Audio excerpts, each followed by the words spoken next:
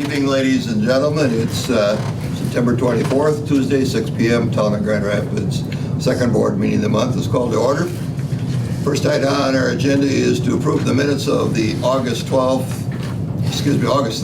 2013 closed session and the September 10th, 2013 town board meeting minutes. Is there a motion? I'll make a motion to approve the August 13th closed session and September 10th town board meeting. Motion by Patty, second by I'll second it. Kathy. Any discussion on the items? Hearing none, all in favor signify by saying aye. Aye. I'm an aye. Any opposed? Motion is carried. Item 2 is a recommendation from the Personnel Committee on the hiring of an applicant for part-time casual fire department position. As you're aware, the position was approved by the town board. Personnel Committee was tasked to select a candidate. And Kathy, would you take the lead? The Personnel Committee met earlier this month, interviewed 3 very good candidates for the position, and after thorough review and discussion, the committee recommends hiring Michael Swadzikowski for the casual fire department position. Having said that, I would make the motion to hire Michael Swadzikowski. I'll second that. Motion by Kathy, second by Dan. Any discussions? I just had a question. Is that normal that just the Personnel Committee does the interviewing and not the full board? Part-time. Oh, Yes. part-time, okay. Mhm. However, the full board could have been involved and attended the closed session portion of the interviews, so Supervisor Clendenning was there during that portion. No question? So is that wrote in some policy? I mean, I checked everything. I was wondering why 2 people would interview for that. Well, I think past practice has been in as far as the road crew, for example, when we hired part-time employees for the road crew, the road committee was the one that interviewed those candidates, going on for the last 5 to 10 years. That's been the past practice. Okay. If you wish that not to be a practice, then you need to suggest that in a meeting, and then we'll put it on the agenda for a meeting, and we'll consider the change. That's what I was going to mention too, that we've had this conversation at several different town board meetings, and during the conversations and the discussions about the development of the position and where do we go, what are the next steps, we've been pretty clear that then the next step was to go to the Personnel Committee for doing the interviewing, and that would have been a great time to question it if somebody thought Yeah, that you're it shouldn't probably be. right but- on that. However, I just was thinking about, having the full board. It just occurred to me. Apologize for that. Oh, no, that's all right. Just- Any further discussions? Yeah. Do you have another question? Yes, I do.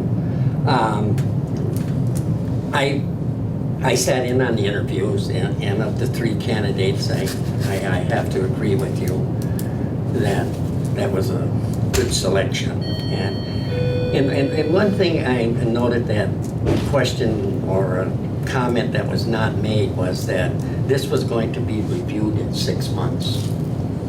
You did not indicate that to any of the people, that this was going to be reviewed again in 6 months.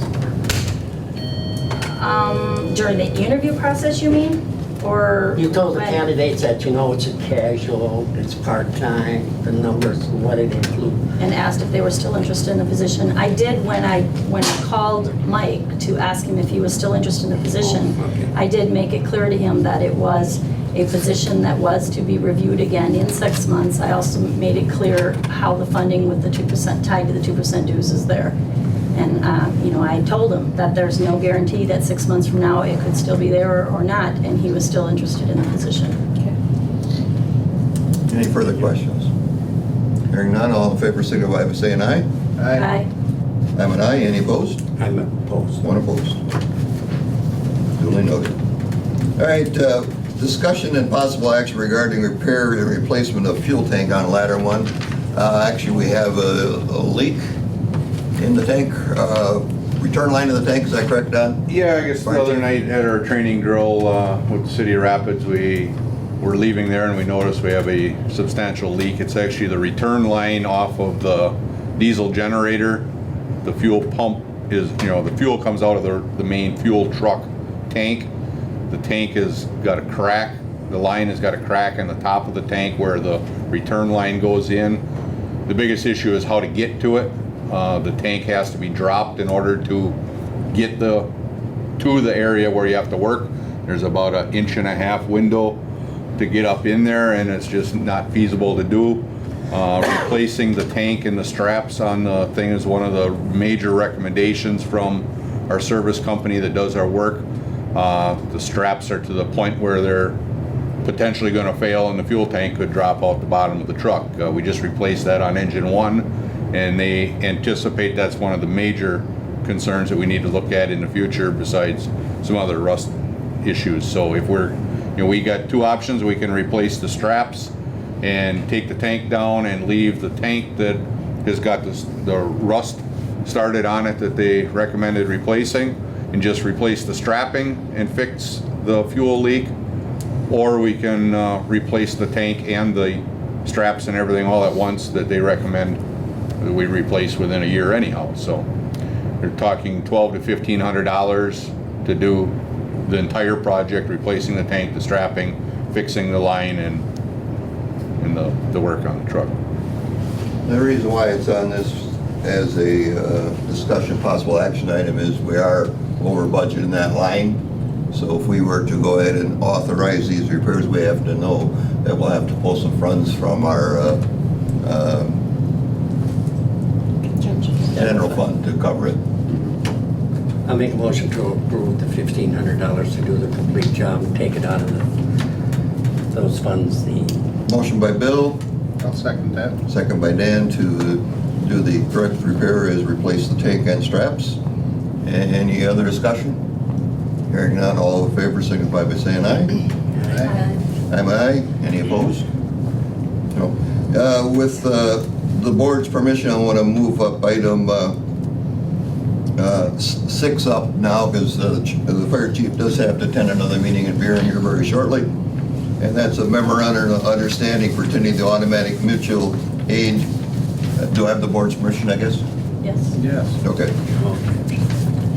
Pertaining to automatic mutual aid for structure fires in the town of Saratoga by towns of Rome, Grand Rapids, City of Wisconsin Rapids, and Village of Port Rivers. This has pretty much been an unwritten rule in the past. If we have a full fire in the portion of Saratoga that we service, obviously our trucks are going to go. With this process, then Rome, Nakusa, and Village would automatically come with some pieces of equipment to assist us, and vice versa if it's a town of, or the area for the town of Rome, their full services, and then we would send the minimal requirements. Don, I believe Fire Chief Mr. Bone, the other municipalities have acted on this already, is that correct? I believe everybody else has approved it, yes. And part of the game here is once you start doing an automatic aid response, you can start getting your tracking in place to see how the system works. Hopefully in the future we can utilize it to minimize the ISO rating for areas that they might be outside of our 5 mile radius or 5 road mile radius or for their insurance rating, but they're within Nakusa. So if we can show the ISO rating system that this mutual aid system is, the automatic aid is working, functioning well, we can potentially, hopefully save some people some money on their homeowner's insurance by dropping their insurance rating without having to totally redistrict the areas that are covered by each department. And Go ahead, Kathy, first, and then Bill. The Public Safety Committee also discussed this with the fire chief, and I can't remember the exact number. There were, 10 structure fires a year that this might, that in the past this would have involved, or is that correct? 10, probably 12? at the very most. I think we had 2 structure fires last year in Saratoga. Nakusa had 2, and I think Rome had 3. Okay, So So we're looking at an additional 5. Bill? potential. So we don't have to have it with the town of Grant, similar. well, we don't have any departments out that direction to work from. Part of our part of our problem is, our closest department going that direction is Plover. So, I guess the reason we're doing it with the town of Saratoga is because all three departments are under contract currently with the town of Saratoga for fire protection. So, we're doing this to try to enhance the product that we're supplying to the town of Saratoga amongst the three departments that are currently under contract with them, and with the town or the village of Port Edwards having the interest of the Pavlovsky development along NEPCO area there and stuff, that they volunteered that they wanted to be part of the scenario also. And so I guess, mutual aid, you have to give something to get it, and that's, these are all vested interests in the town of Saratoga. So, we could look at the same scenario with the other departments that cover the town of Grant areas, and see if a system could be set up. It's something that's very common, and over in Stevens Point they have what's called the Metro Fire District. It's actually 5 different fire departments stations now that are responding in a similar method. It's it's kind of the way the fire service is going towards. Yeah. The majority of the fire calls out there too, we are gonna get called to structure. So,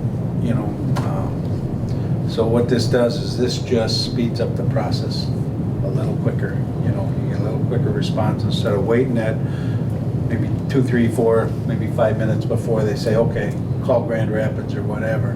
Because if it is a structure, the majority of the time, they're gonna call. So we're going regardless. Okay, any further discussion, or somebody caring to make a motion forward? I'll make a motion that we approve this memorandum of understanding. I'll second it. Motion by Dan, seconded by Kathy. Any further discussion? Hearing none, all in favor signify by saying aye. Aye. I'm an aye. Any opposed? No opposed. All right, Larry is here from Lampard Lee to give us just a quick overview of the upcoming work within the town of Grand Rapids right-of-ways, because Buren is starting to work on their industrial park, Larry, correct? Yes, that is correct. Buren has awarded a contract or... Larry, if you would maybe go back so the camera can get you. Good. This is good over here? Sure. Yeah, You all can right. hide. There you So anyway, the project has been bid out and the contract has been awarded to Earth Incorporated from Arpin, Wisconsin. We have a pre-construction meeting tomorrow morning. Ernie was invited. It's open to anybody that wants to attend 9 o'clock at the Buren Municipal Building. The project, the Wood County Business Park in Buren project, requires that in order to get the wastewater from the Buren Business Park to the Eastside Commerce Center in Wisconsin Rapids, that'd be on 48th Street. That's where we're going to connect to it, right at 48th Street and Commerce Drive, that some of the pipes be installed in the right-of-ways of the town of Grand Rapids. So I have submitted a permit application on behalf of the Village of Buren to install those utilities within those right-of-ways. So what that entails is over on Huffman Road, which is when you cross 64th Street across 54, that becomes Huffman Road on the north side of 54.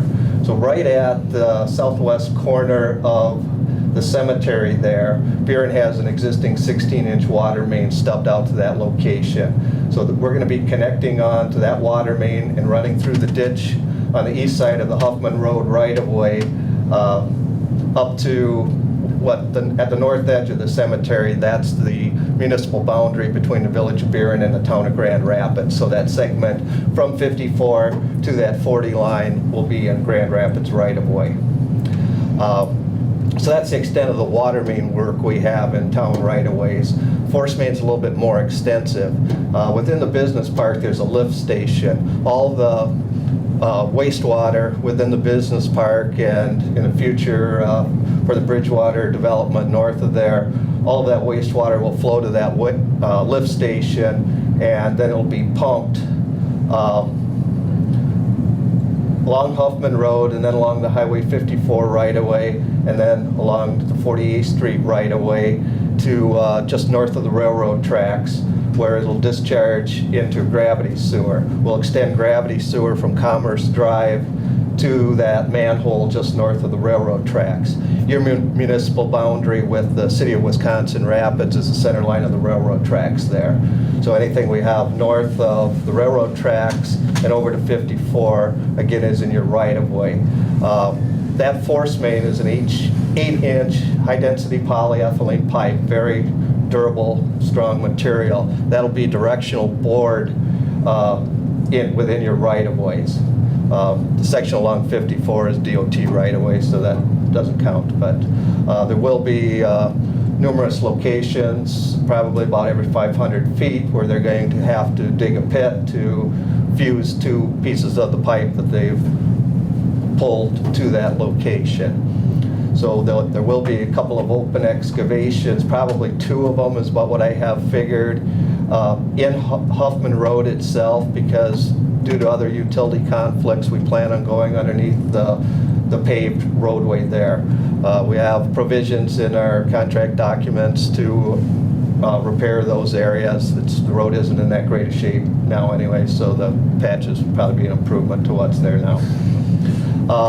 Within the 48th Street right-of-way, our plans are to run along the east side of the right-of-way in the ditch area, and that was all coordinated with the city of Wisconsin Rapids. They had put together plans for how they see 48th Street developing in the future in terms of sanitary sewer and water main storm sewer locations, when that right-of-way is widened as the need develops.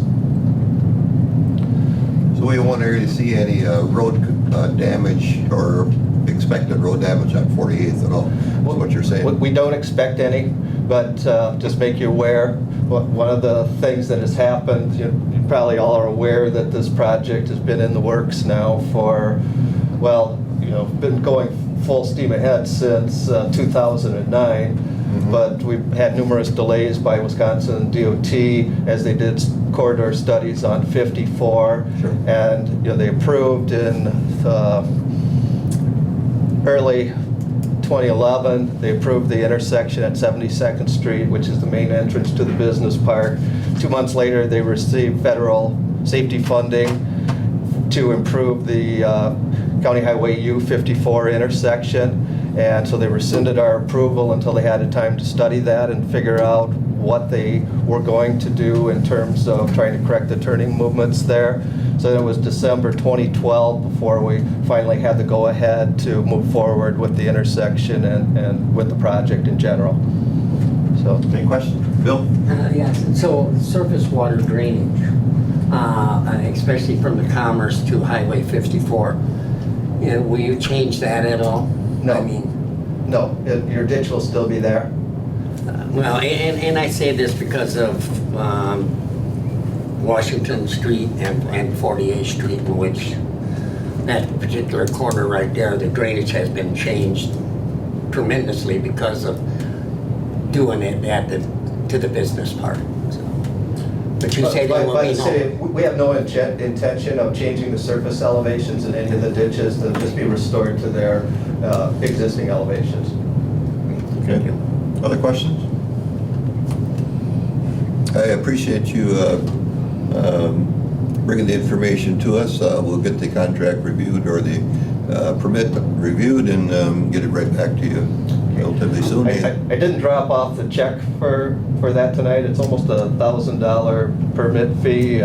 Thought John Evenson was going to be here to lobby on behalf of the village to maybe that the village or the town of Grand Rapids might want to waive the permit fee in this case. So I will at least lobby on their behalf. That's not something we've done. So anyway, thank you very much for allowing me to come in tonight. Thank you very much. Is that a map that kind of shows what you're doing there? These are the plans. Actually, I will leave these. I brought these Well, if you can leave here. just give me something to put with the permit, just something that shows what area, what streets and stuff, I can do that. I could probably be better if I just put something mark together. something up on a smaller sheet so you can attach it to it. Yep. But I will leave these here because it does show the extent of the work, and if take a look at them at your leisure then. Good, Thank you very much. Thank you. All right, we have a presentation now from MSA. David Bloom is going to talk to us about something that we've kicked around in the wild, is trying to determine whether we should have a capital improvement plan. And David, are you going to take the lead? I will take the lead. In fact, I'll go up here too and keep it consistent, so. Thanks, have a good night. Thank you. First of all, we'd like to thank you for the time to come in and kind of explain the process. We do it for a lot of communities around the state here, and we've kind of got a system down for not only preparing it, but then helping communities manage CIPs through the transition boards and things like that. But first, just a quick introduction of ourselves. I know some of you may know us, others don't.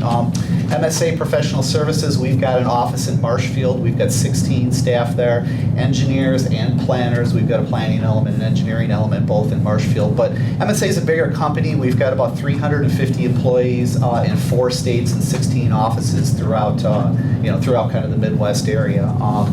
The reason I mention that is because we've got our larger offices are down in the Madison area. We keep really good tabs on funding, grant and loan funding programs and the different changes that are happening with that. And I know Clem is just itching to and I should introduce Clem Safranek. He's with me as well. I'm going to let him talk for a little bit too. I'm going to try not to stay too long.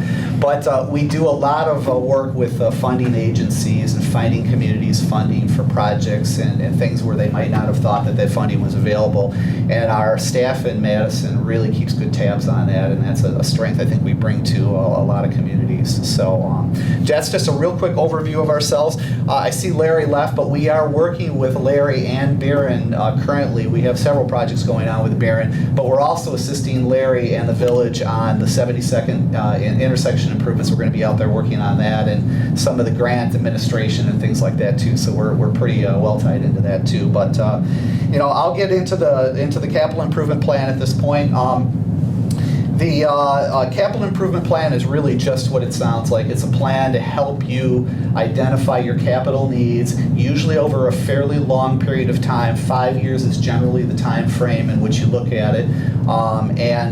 It's really set up to allow you to identify projects, put costs to projects, put priorities to projects that you have over a 5-year period to help you plan not only fiscally, but to help keep some continuity for when there's changes to the board. The board changes over time, administration changes over time. A CIP is a very powerful tool to help you keep things in line and keep moving down the road in the right direction. And that's what we found to be the primary benefits of that. And I'll go briefly over what it entails. Typically, a capital improvement plan would be kind of a soup to nuts kind of a thing. We'll do it sometimes for as little as streets and parks and trail type improvements. But more often than not, we also want to roll in EMS, emergency services, other public services needs that the village or that the town would have. Anything that you're going to expend capital on is something that should be rolled into the CIP so that you can properly orient it and plan for the future. So typically the first step would be to analyze the community's needs.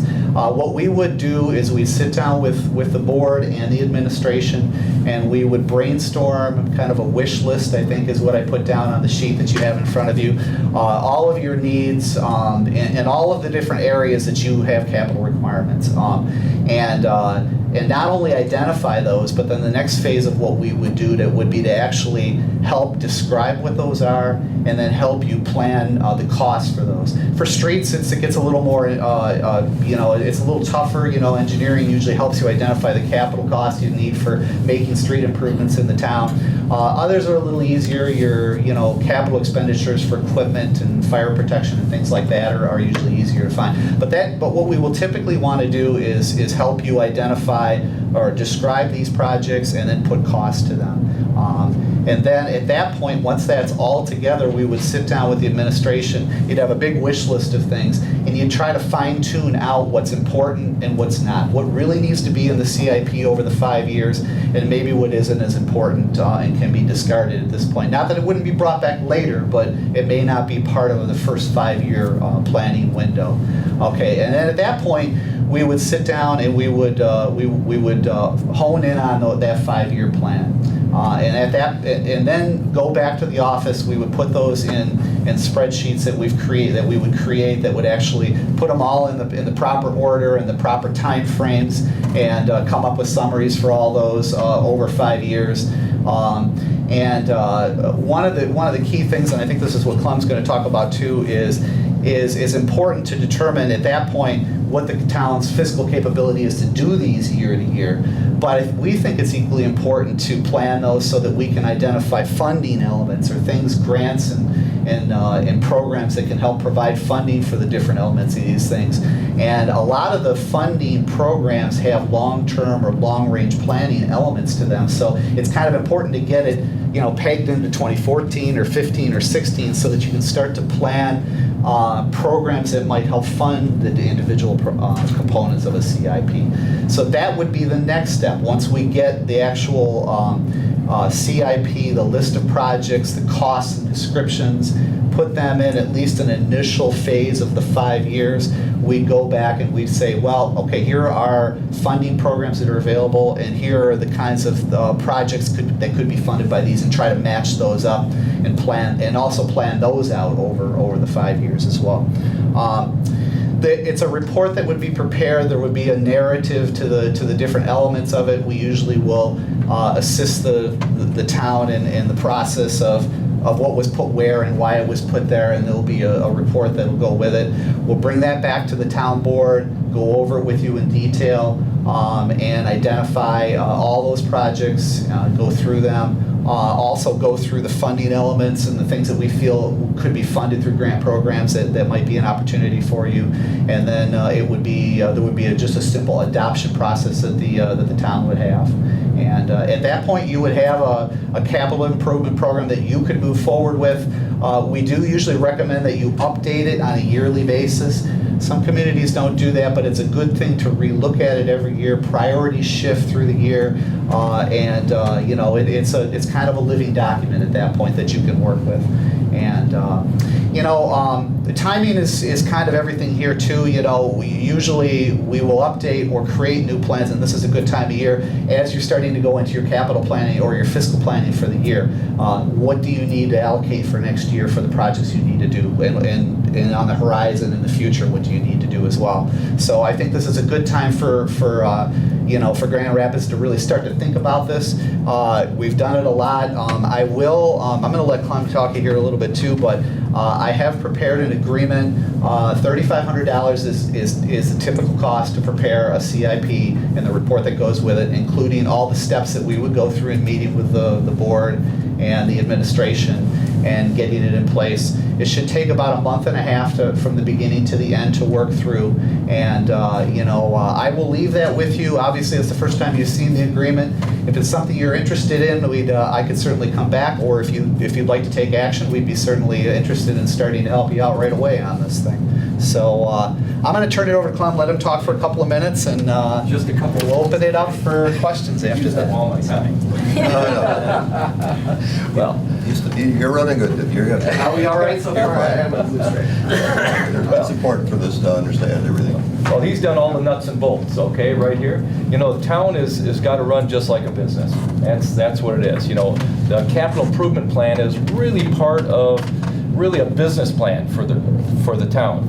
Things are going to happen. Things are going to come up. There's things that are changing. I don't know if you know, you're one of, I think, 22 towns that are over 5,000 population. That makes you special. Really, it does. There are some things coming through the legislature, like the TIF district, that they want to change. But you have to have a population over 5,000. So those are things that I think we talked about before, too, that are coming up. One of the big things in a capital improvement plan is that you've got to know what your liabilities are. Okay, what's coming up? What's DNR going to make you do about stormwater? What are the citizens want? What do the citizens want in the community? Do they want better parks? We talked about trails. There are things that Buren is doing. They're planning. They're getting a couple of grants up there that we we did for, from stewardships and that, for a new boat landing, and I know you don't have a boat landing or anything like that, but trails and that along, South Buren Drive, they're planning those things out. They get put in a capital improvement plan. Now, a lot of times when you put things in a capital improvement plan, you say, well, we want it, we don't want it, type of thing, but sometimes funding comes along. It surprises you. When Governor Doyle came along, he said, we want libraries. I want some high-profile things. Find me some libraries. We got 3 of them funded within a week, okay, just by phone calls. Things coming up like that. The capital improvement plan, your wish list that you put together, like David was saying, some things are way out there. Some things are beyond the 5 years, but you should put them in there anyway, because sometimes funding comes along and you have to make a choice. Is this the time we should act on it? Is 50% grant good enough for us for doing these type of things? What do the citizens want type of thing? Again, the opportunity is there. Through the process that we do with capital improvement, there are 10,000 grants out there. You don't want to chase a grant. What you want to do is know what you need, know what you want, then we will come back and show you how to probably bundle some grant programs, some funding programs. The thing that David kind of passed out right here, right now, there are things that, just on the second page there, the DOT has a funding program for 2%. I mean, that you can borrow money for major roadways, trails and that for 2% right there. So that's a little bit less than what you can even get it at the bank right now. So you've got to fit their program and everything. It's really easy, one-page application on those type of things. We put some things in here about grants and loans. We put something about, transportation aid and things. Let's just talk about trails. There's a couple different funding for trails. Buren's doing it through stewardship, okay? Stewardship, that's DNR. You've got to have an outdoor recreation plan. Those are one of the things you have to do. So we put that into their capital improvement plan. How much does it cost? Do they have one right now? Can they modify an old one? We'll put that in there. Then go to that next step. They went with stewardship because stewardship says trails can be 6 foot. Now, if you want to go with DOT with a trail, the old TE, Transportation Enhancement Program, it's now called TAP, you have to have them 12 foot wide. Okay, so sometimes you can't fit in your right-of-way a 12 foot, but you can fit a 6 foot. So look at that. Even though DOT gives you 80% funding, stewardship is 50% funding, so you can make it smaller. So those are things through the process here. We're going to take your projects, your wishes, look at funding. Every one will have some kind of funding on it. Okay, we're going to look at it. I always say that I live long enough, I can get you a grant for anything. Okay, I just got to live long enough. It all comes around once in a while. So you're going to be not experts in grants and funding when we get done, but you will know about them. You'll know when you should jump on them, what the requirements are. Some, I'll tell you, they aren't worth it. It's too little money. Sometimes there's too little, federal money, and there's too much red tape. With that, I guess, the process that Dave said, I think he's put down a couple of months, getting it done in November, I think, type of thing. Kind of rushing through it, but we'd be meeting with all the departments and everything else, fire and everybody else, they have to have their input into it. So, but we want to get it done so that you can look forward, to what you're going to be doing for, for revenues next year or 5 years from now. So, any questions of Dave? I tried to keep it kind of. Any board questions? I have one. What kind of educational background do the people that we would be working with have? Well, we have our planner, Kirk Sco. You probably saw, I don't know if you ever seen it, went to Buren for any of their meetings. He helps with all their planning over there. He is actually a planner, basically. And so he gets involved in every one. He's doing one for Millador right now, doing a capital improvement. So it's not only engineers, you're going to have a planner on board too. Then we have a financial planner also with us too. That's Justin Sorensen, who's under contract, but again, Buren, I always go back to that because they're right next door. So they kind of mix-mash, especially with the industrial park that they have over here. Financing with South Buren Drive, financing everything over there. So there will be that aspect, We don't expect that everything on your wish list you're going to go ahead with. There's no way. I mean, I've got the wish list right here from Phelps, town of Phelps over here, and they want to get 40 acres of state forest so they can have a public sugar maple season, that they can have their, so that might not be at the top of the list. So, yes, Mr. Smith. Yes, do you do anything with boundary agreements? Yes, we do. Ah, geez. I just happen to have one with me. Page 2, We just did one with Marshfield, whoops, and they've got some more copies there? Okay. Marshfield and Town of McMillan, which is the north side, just finished a boundary agreement with you. It's a two-phase boundary agreement, okay? Just finished that one up. Nice, pretty maps they have right there. It's only one township and one city, okay? You're kind of bordering a couple of them here. You don't have it with the town of Lincoln? No, not with the town of Lincoln, no. But the town of Lincoln could have a boundary. Yes, they but could. you're Yes, not they should. involved in it. Right, not with that one, no, no. We did one with, let's see, with Weston and the town of Weston, I believe, over there too. We did a boundary agreement with them too. So the same person, Kirk Skoog, who's our planner, the one I was talking about, he did this one, he did the Weston one also, so. Does that come with the Capital plan, improvement. with the capital? No, that's usually a spin-off, usually put in there. It's I'll tell you, it's sometimes a little more expensive than a $3,500 capital improvement plan to get everybody together, so. But, you know, we just finished that one up. There's needs and there's costs related to developing a boundary agreement. I would No. think, I mean, these are all good candidates, Yeah, including your there's- CFP. It's usually, And they're not just always hard costs.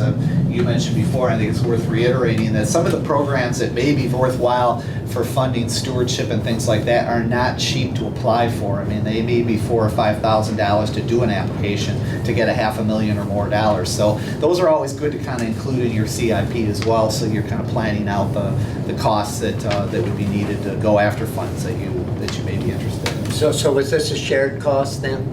yes, that was with them. You know, the. I'm saying, was it a shared cost between the town of McMillan and the Yeah, city of yeah. Marshfield? Or was it just McMillan that had to pay you? No, it was both, but I think that wasn't equal share. No, I know it Okay, wasn't. Yeah, it's, there was a committee set together, again, they set up a committee and then it came to town board. It wasn't an easy passing of it, so. By chance, any citizens out there have questions they'd like to ask of what we're... Hearing none, any other board members? What I'd like to do, I know time is of the essence, but I don't know if we're in a mode that we'd like to consider this and put it on our next agenda for discussion again. Does that sound fair? That's fair enough. All right. Thank We'll do you. that, and then again, thank you very much for your And I'd be presentation. happy to come back, probably not both of us, but I would certainly come back and follow up with you. And I'm going to leave, this is a draft agreement, I'll leave Sure. it with you so you have it. I certainly didn't expect you guys to act on it, but at least you have that, I'll leave it with you here. And like I said, I'd be happy to come back. Sure. I do, yeah, I've Just got a for few something, extras, yeah. yep. Anybody that wants them in there. Yep. I can email that to you too I can email that to Judy if there's somebody that would like to get it I was electronically. gonna say, if somebody If wants a somebody copy. wanted it, they just need to request it from Judy, they would easily get it, Yeah. so that's fine. I'll electronically send that. Oh, I don't mean, I mean this. Do you have? I'll give you what I have here. I've got a few extras. I'm so- not asking about the agreement. Yep. Make sure I'm getting the right stuff here. There we are.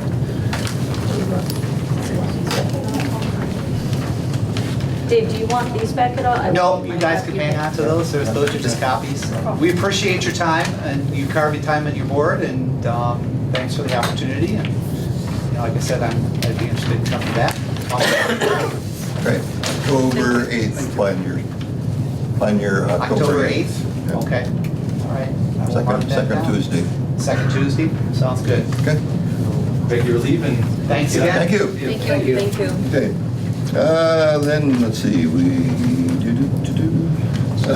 number 7, we're gonna go to resolution 2013-33, amending ordinance 30, regulating junk vehicles. This is the final after all the changes were made at the last legislative meeting. It's now ready to go. Scratch one off the table.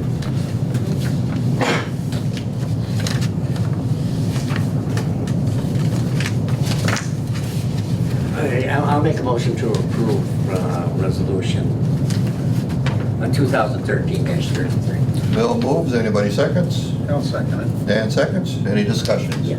So now, So now if I have a neighbor that has an unregistered vehicle and I want to report it, does this take care of that? I think it does. If you look at enforcement 30-4, Okay. they're hereby authorized to enforce this ordinance, issue citations for violations of this ordinance pursuant to applicable state statutes.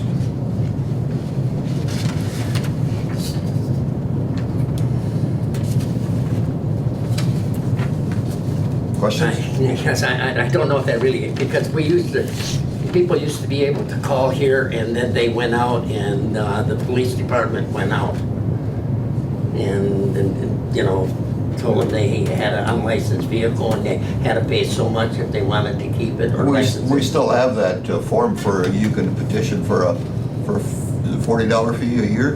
I have no idea. It's been a long time since anybody's asked for that, Bill. To keep an unlicensed Keep an unlicensed vehicle for a year. Which is 30.3 is the permits.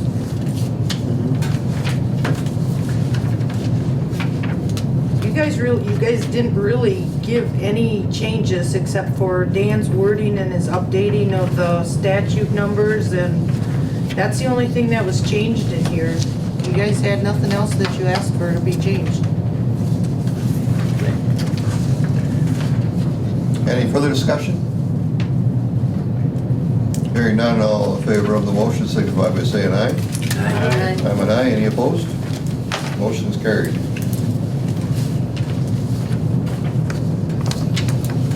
Operator licenses. We have one for a 1 year at the store. Michelle, is there? It looks like. That's what it is. Heiser? Could be. I'll move that we approve it for 1 year. Is there a second? Second. Second by Bill. Any discussion? Hearing none. All in favor signify by saying aye. Aye. I'm an aye. Any opposed? Item 9, adjourn. I'll make a motion to adjourn. Motion by Dan, second by Kathy. Any discussion? Hearing none. All in favor signify by saying aye. Aye. I'm an aye. Any opposed? We are adjourned.